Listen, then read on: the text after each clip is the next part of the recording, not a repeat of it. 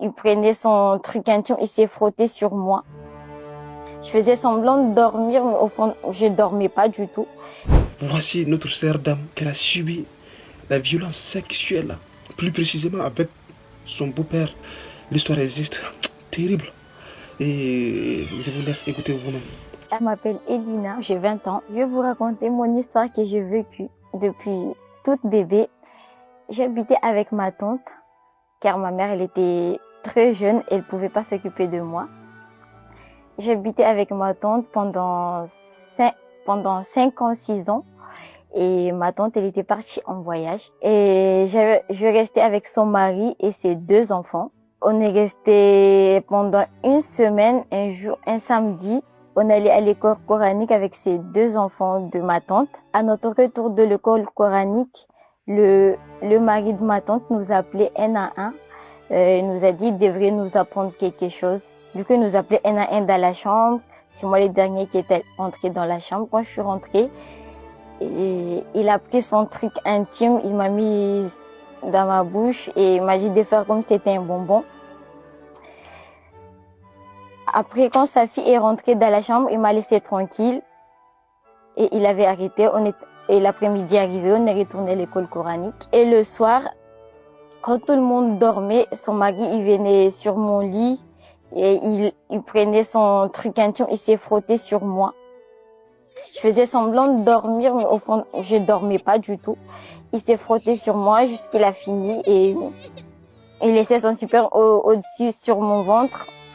Après, je le nettoyais et je dormais. Tout le soir, c'était comme ça. Il couchait avec moi. Il s'est frotté sur moi parce que j'étais encore vierge.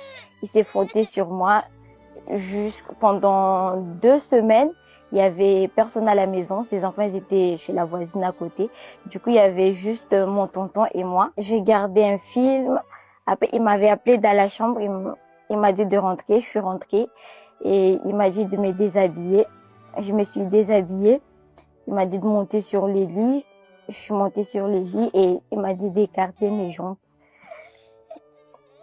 Et j'ai écarté mes jambes. Après, il est venu sur moi, il commence à me toucher et il s'est frotté sur moi.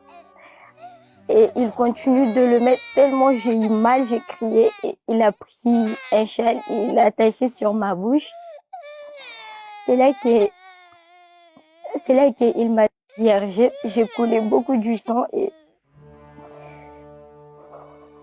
c'est là qu'il m'a laissé. Il m'a dit d'aller faire de l'eau chaude et de me nettoyer avec. Et je me suis allée me nettoyer avec de l'eau chaude et il m'a dit maintenant tu es devenue une femme. Du coup, toute le soir, tu es obligée de coucher avec moi parce que tu es en train d'aider ta tante parce qu'il n'est pas là. Si ta tante n'est pas là, c'est ton devoir de l'aider, genre de coucher avec lui.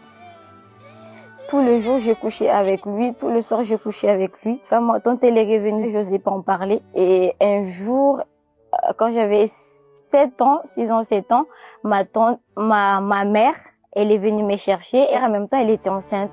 Du coup, elle est venue me chercher. On est parti habiter au sud, moi et ma mère et son mari. Je me suis dit, voilà, enfin, et mon cauchemar est terminé. Mais non, c'était juste au début de mes cauchemars, en fait.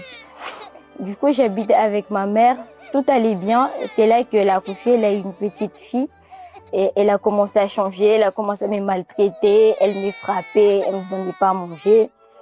Je dormais par terre avec le mari de ma mère. Et ma mère, elle dormait sur le lit avec son bébé. Parce que là où on habitait, c'était juste une chambre. Il n'y avait pas beaucoup de lits. Du coup, je dormais par terre avec le mari de ma mère.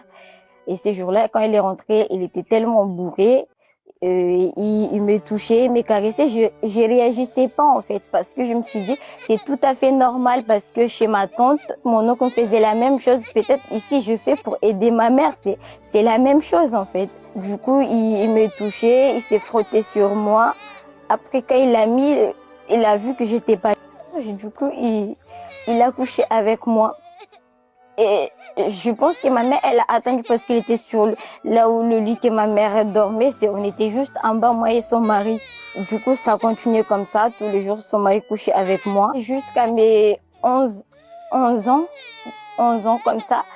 Et je suis tombée enceinte de le mari de ma mère. Et il m'a ramenée chez une dame à Amiri de Poroani et ils m'ont fait apporter, ils m'ont donné des médicaments traditionnels et la dame, elle a mis sa main, il m'a mis dans mon partie intime, je sais pas ce qu'elle avait enlevé et j'ai coulé beaucoup du sang, du coup j'arrivais pas du tout à marcher.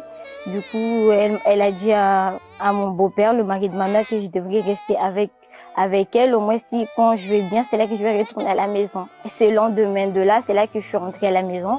Et je trouve que ma mère, elle pose pas des questions là où j'étais. Rien du tout, en fait. Ça, c'est la partie 1. Je vais partager la deuxième partie aussi dans peu de temps comme ça. Et n'hésitez pas de partager la vidéo et de me dire ce que vous en pensez dans les commentaires. C'est très important. Et on se dit à la prochaine vidéo. Nga